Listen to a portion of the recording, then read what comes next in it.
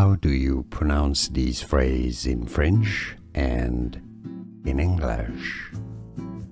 This franchise retail chain bakery.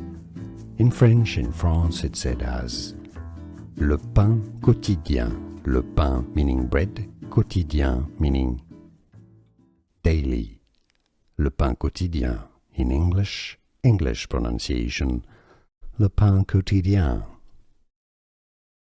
How do you pronounce these phrases in French and in English? This franchise retail chain bakery.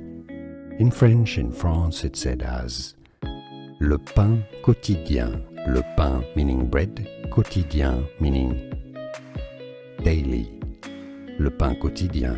In English, English pronunciation, Le Pain Quotidien. How do you pronounce these phrases in French and in English? This franchise retail chain bakery. In French, in France, it's said as Le Pain Quotidien. Le pain meaning bread, quotidien meaning daily. Le Pain Quotidien. In English, English pronunciation, Le Pain Quotidien. Here are more videos on how to pronounce more confusing words and names too many mispronounced. Like this video if you found it useful. I appreciate your support. I'll see you soon and thanks for watching.